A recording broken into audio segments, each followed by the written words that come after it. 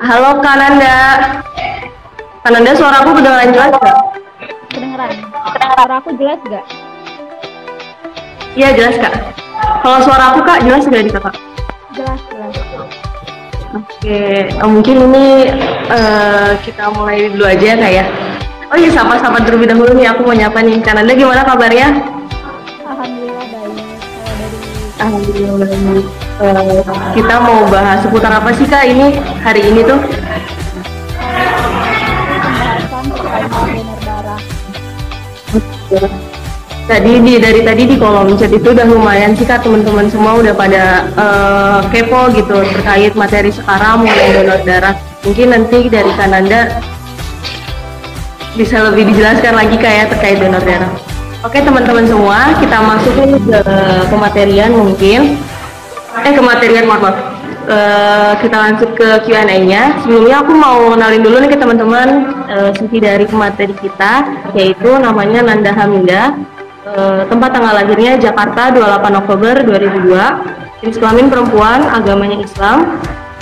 Kemudian pendidikannya di Universitas Siliwangi angkatan 2020 sampai sekarang. Organisasinya 2001 itu sedang menjabat sebagai anggota subbidang pengabdian pada masyarakat atau PPM pada organisasi KOP Sukarelawan Palang Merah Indonesia Universitas Siliwangi. Dan Kananda ini dari SMAN 9 Jakarta. Dulunya organisasinya OSIS ya Kak ya? OSIS. Adapun nanti kontaknya juga nanti bisa teman-teman lihat, ada IG-nya yang sekarang sedang bergabung nih, IG-nya Kananda ya. Oke.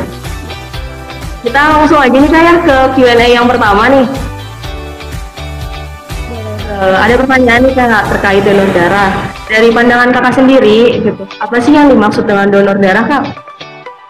Donor darah, kalau dari pandangan aku ya, donor darah sendiri itu berarti pengambilan darah dari sukarelawan. Berarti artinya orang itu nggak dipaksa untuk melakukan donor darah, yang mana darahnya itu akan disimpan di bank darah yang nantinya akan ditransfusikan ke orang yang membutuhkan. Oh, Kak, mohon maaf tadi suaranya di aku kayak agak kecil sih ya. Sekarang udah normal lagi atau belum? Masih sedikit kecil gitu Kak. Oke, bentar ya. Kalau sekarang gimana? Oh iya. Udah jelas? Lumayan. Jelas. Ya. Jadi aku ulangin lagi ya. Untuk donor darah sendiri, menurut aku itu pengambilan darah dari seorang sukarelawan, yang mana nanti darahnya itu akan disimpan di bank darah dan akan digunakan untuk ditransfusikan ke orang yang membutuhkan. Oke, donor darah itu yang dimaksud dengan donor darah itu. Terus ada pertanyaan kedua nih Kak, mengenai perbedaan donor darah dengan transfusi darah. Sebenarnya simple aja sih buat ngebedainnya. Kalau donor darah berarti darah itu keluar dari tubuh, dan kalau transfusi darah berarti darah itu masuk ke tubuh. Jadi bisa dibilang donor darah itu kita nyumbangin darah buat orang lain, dan transfusi darah itu proses penerimaan darah yang disumbangkan oleh orang lain. Oke. Jadi dua itu sebenarnya bisa dibilang beda apa cara ininya? Bisa dibilang prosesnya sih yang beda. Kalau donor darah menyumbangkan, sedangkan transfusi darah itu lebih ke menerima sumbangan darah.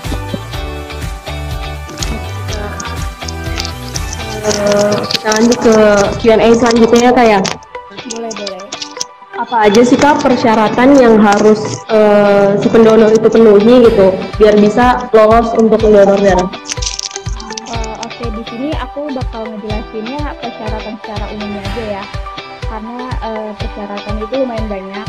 Jadi yang umumnya itu minimal usia itu 17 tahun, untuk berat badan sendiri minimalnya 45 kg, lalu ada sehat jasmani dan rohani. Untuk tekanan darah itu harus normal.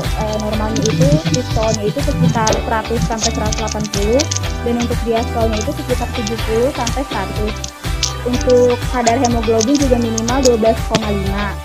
Minimal interval donor darah dari donor darah sebelumnya sampai yang baru itu juga 2 bulan. Banyak juga sebenarnya kayak ada tidak boleh, tidak sedang haid, tidak sedang hamil, namun untuk lebih detailnya teman-teman bisa lihat juga di websitenya Resmi PMI atau di internet lainnya ya. Oh iya.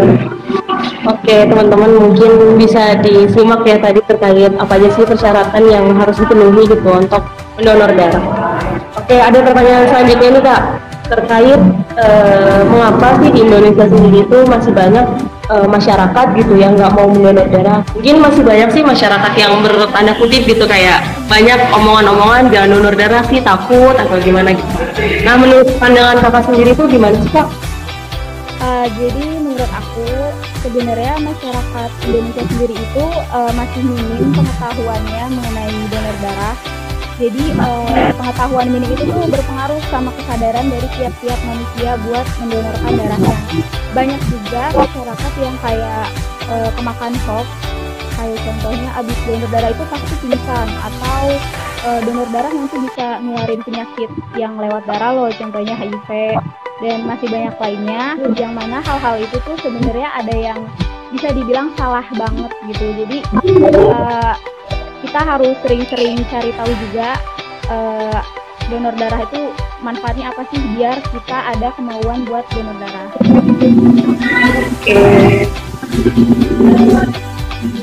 Berarti semoga itu semua bisa kayak mengubah paradigma dari masyarakat sendiri ya, kayak biar pada mau donor gitu. Padahal penting banget gitu Kak, karena apa ya, aku juga sendiri kayak ngerasa ke kantong darah itu buat lain, masyarakat lain itu kayak nyawanya mereka gitu ya kayak.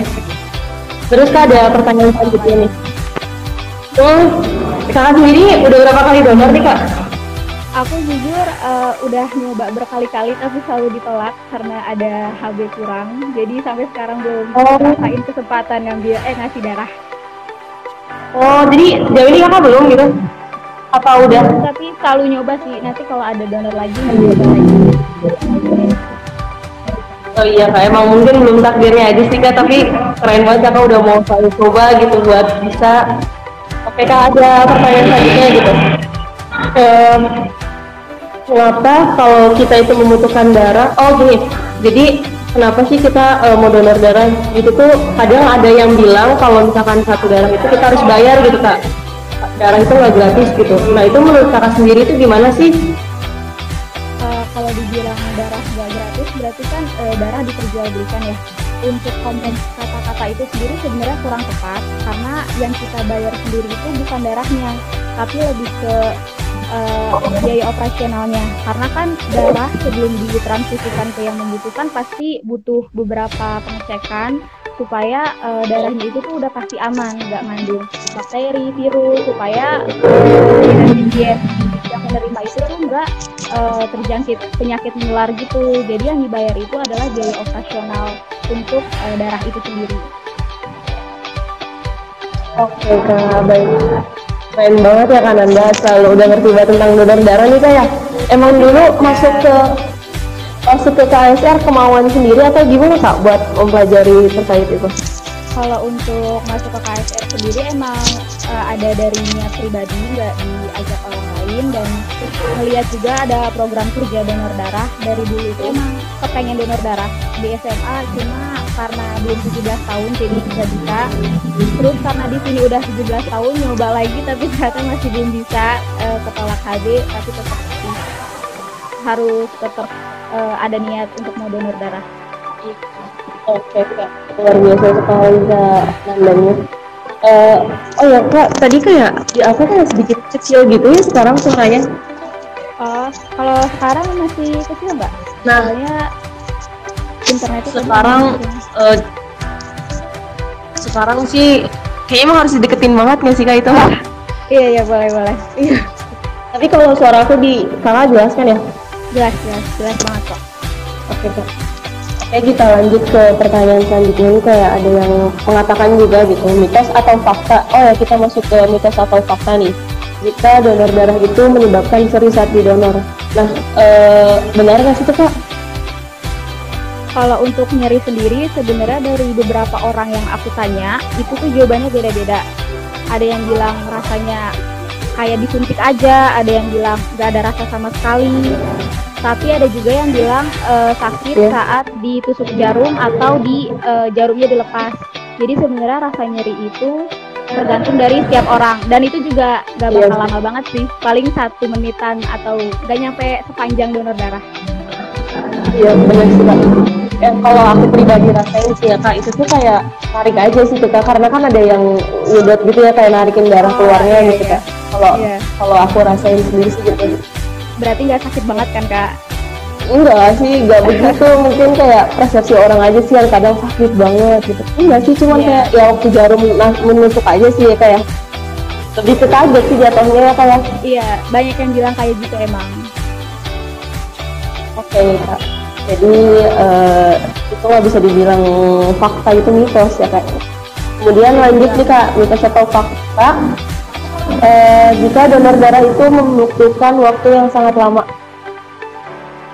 Bisa dibilang fakta, karena untuk donor darah sendiri kan ada proses-prosesnya kan, dari awal proses pendaftaran sampai proses darah itu diambil.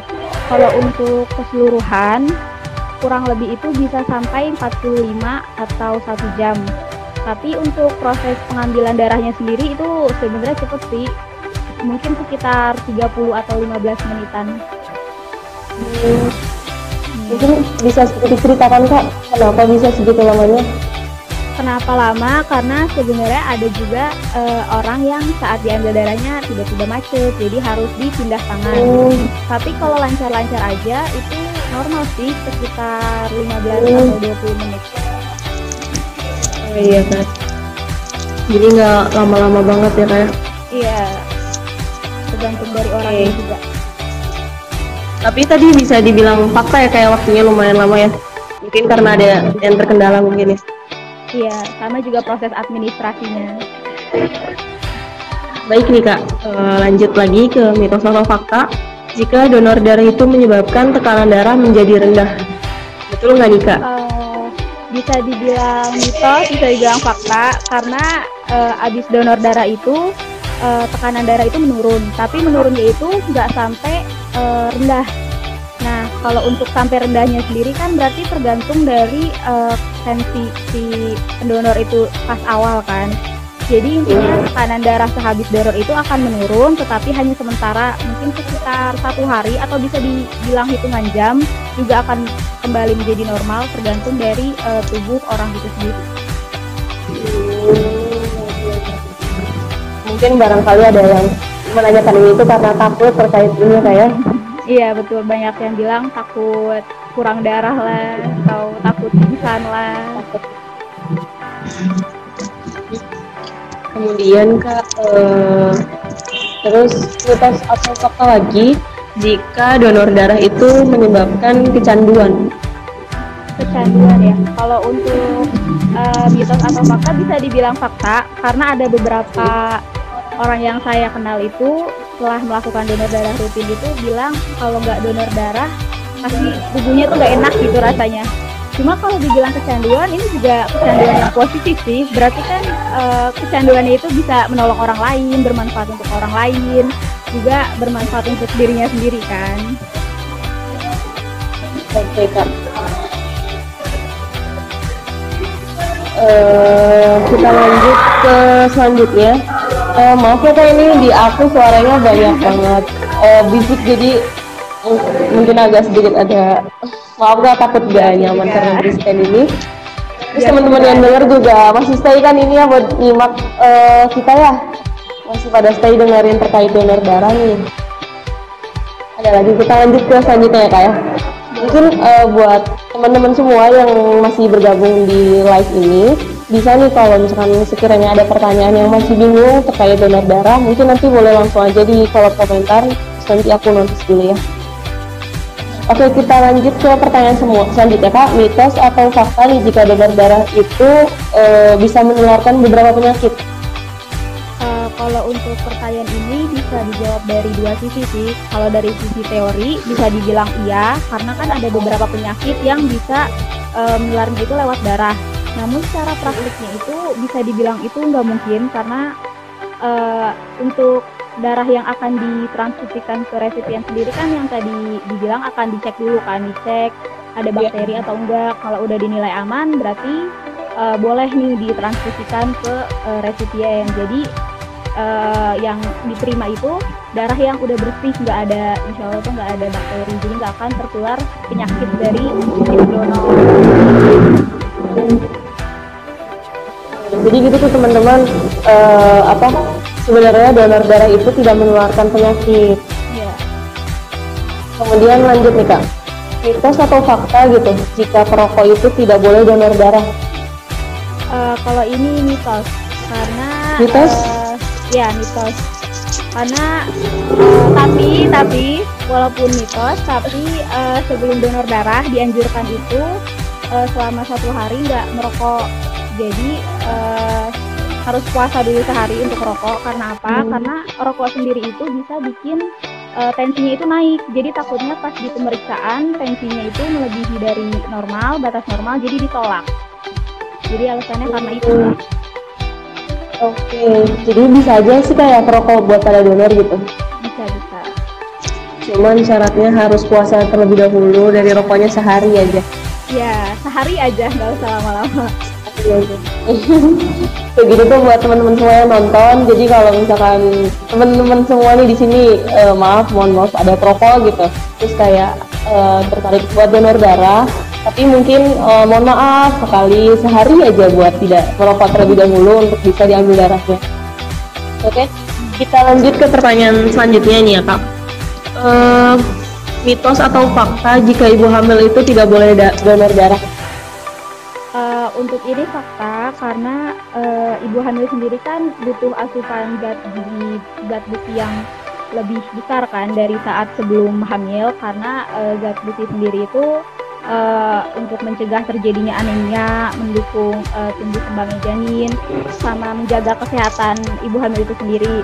Nah, kalau sampai ibu hamilnya sendiri kena anemia kan itu akan berdampak ya ke bayinya. Dan lagi ibu hamil sendiri juga walaupun udah dikasih tablet tambah darah, kadang ada yang bandel nggak diminum. Jadi kalau udah kayak gitu ditambah dipakai untuk donor darah, takutnya menyebabkan ibu hamilnya anemia. Seperti itu Kak. Oke Kak, makasih. Mungkin teman-teman semua di sini sih belum ada yang hamil ya kayaknya ya. Jadi mungkin next bisa dipelajari nih terkait bisa nggak dari seorang ibu hamil gitu buat donornya. Oke, lanjut ke pertanyaan, tinggal 2 pertanyaan lagi nih Kak, mitos atau fakta.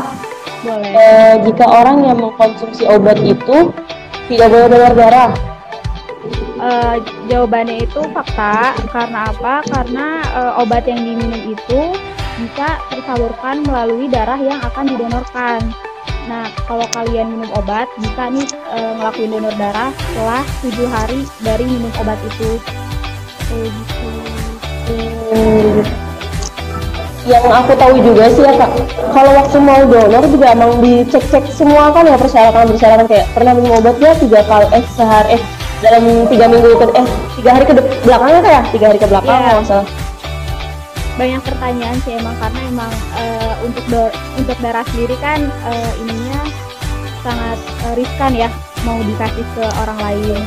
Untuk itu teman-teman gak usah takut.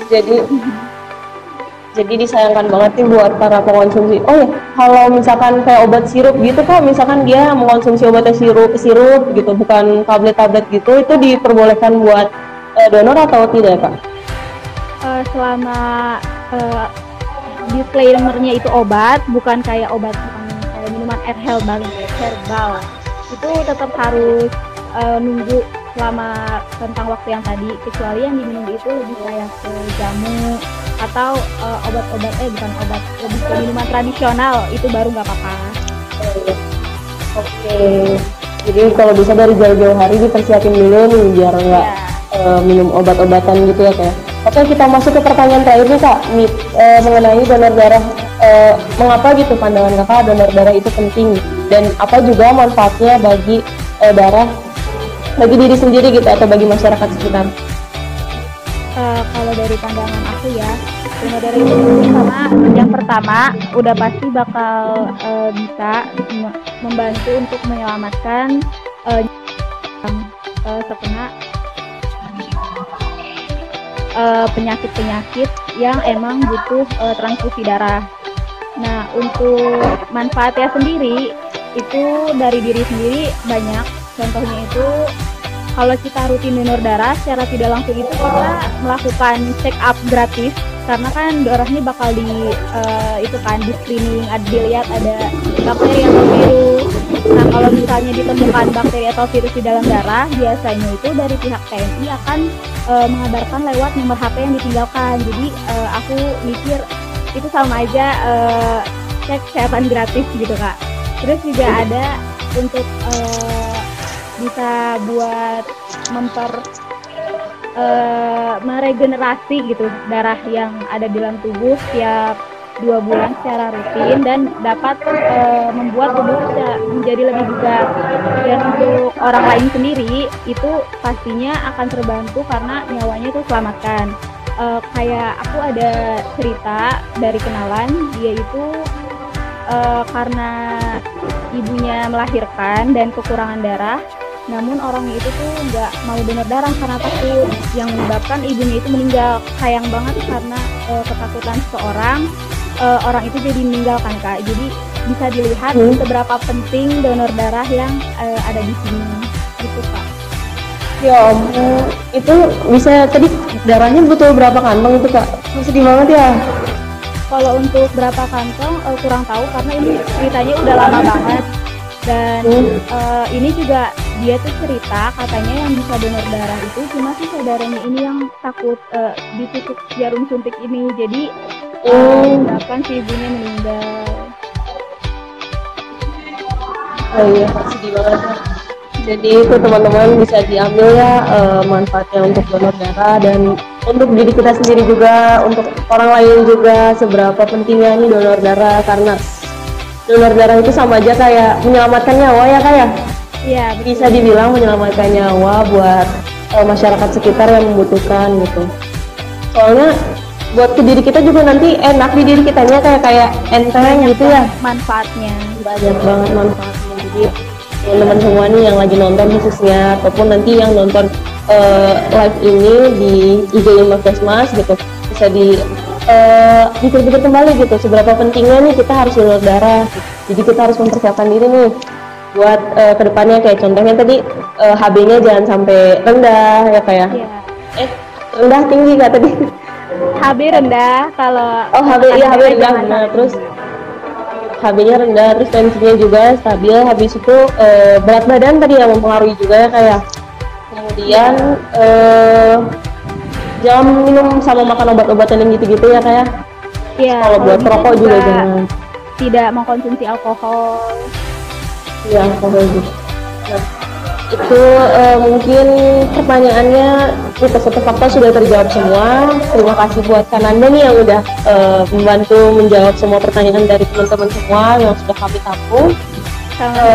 Mungkin kita tanya lagi nih kayak buat para penonton semua yang di sini, gimana nih teman-teman, ada nggak pertanyaan dari teman-teman terkait donor darah sendiri gitu, buat mumpung ada narasumber kita nih yang luar biasa sekali, manfaat ilmunya buat kita semua gitu. Saling belajar aja ya Kak kita. Iya betul Kak. Kak Nanda sendiri golongan darah apa Kak? Kalau golongan darah aku O+, tapi ya itu belum pernah donor karena HB-nya rendah terus. Semoga nanti di lain waktu bisa Kak donor, rasain gimana. Ngerasain gimana manfaatnya donor darah.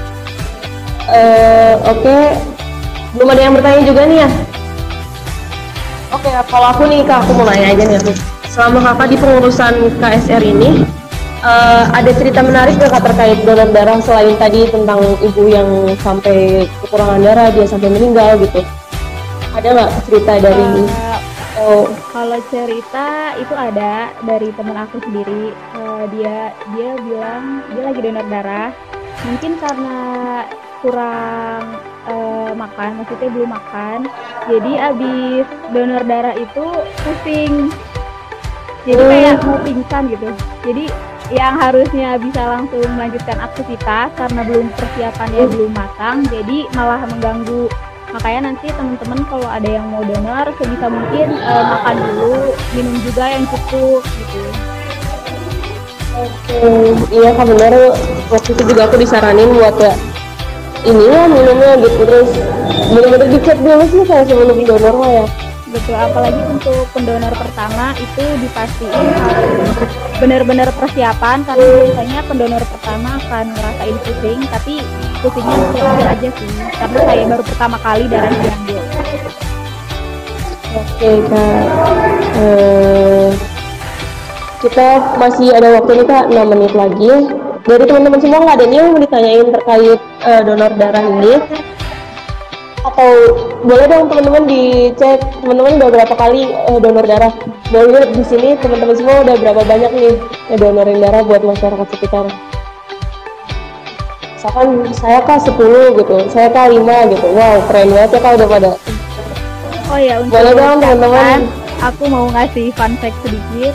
Kalau kalian rutin donor darah itu bisa dapat penghargaan juga, bahkan dari presiden juga bisa dapat penghargaan. Itu kalau kalian udah 100 kali donor darah, kalian akan diundang ke istana presiden. Kalian juga bakal bisa makan bareng sama presiden dan dikasih sertifikat penghargaan 100 kali donor darahnya itu. Keren banget ya teman-teman. Itu 100 kali Kak? 100 kali donor darah. Jadi teman-teman harus ada motivasi nih buat melakukan donor darah. Keren banget itu. Tapi ada aja kayak yang udah kayak gitu. Gimana? Itu apresiasinya emang udah ada orangnya gitu yang donor sebanyak itu. Udah ada, dan kebetulan kenalan aku juga ada yang lagi mencoba untuk mencapai 100. Sekarang dia baru di sekitar 80-an dan berharap bisa sampai 100. Sebenarnya nggak cuma di presiden aja sih, bertahap, ada yang di gubernur, ada yang per daerah, jadi tergantung berapa banyak, 50 atau berapa gitu, nanti puncaknya di 100 itu ketemu presiden. Wow, keren banget apresiasinya. Oh ya, kalau misalkan ini Kak, kayak habis donor darah Kakak suka dikasih kartu gitu, betul Kak? Iya, betul. Kayak kartu, oh ada itu? Kartu yang habis donor darah? Ada, biasanya habis donor darah itu dikasih dari PMI-nya, biar nanti kalau kalian donor darah itu informasinya kan udah ada di situ kayak golongan darah segala macem. Jadi tinggal diisi per tanggalnya aja biar kalian bisa tetap rutin tahu datangnya itu harus tanggal apa, bulan apa. Oke nih Kak, karena udah waktunya nggak kerasa ya Kak, dari tadi kita ngobrol terkait donor darah nih Kak. Sekarang udah di penghujung, waktu kita juga mohon maaf terbatas nih ya. Mungkin nanti teman-teman yang masih ada masih pertanyaan terkait donor darah bisa langsung aja nanti nanyain ke Kak Nanda nih ya Kak ya. Ini tadi pertanyaannya dan udah dijawab oleh Kak Nanda. Terima kasih banyak Kak Nanda atas waktu juga dan kesempatannya udah meluangkan waktu buat kami gitu dari Himakesmas Unpil menjawab pertanyaan tadi. Mungkin sebelum ditutup ada closing statement sendiri dari Kak Nanda, boleh nggak? Boleh. Kalau dari aku sendiri, ayo donor, karena donor itu menyelamatkan nyawa banyak orang. Selain itu juga bermanfaat untuk diri sendiri. Yang terakhir itu setetes darah, sejuta kehidupan. Wow, keren sekali Kak. Berarti benar-benar di diri Kakak tuh udah ayo donor gitu ya Kak ya, udah benar-benar. Ini teman-teman benar-benar buat kita tuh termotivasi gitu khususnya karena berapa manfaatnya kita untuk mendonor bagi masyarakat sekitar.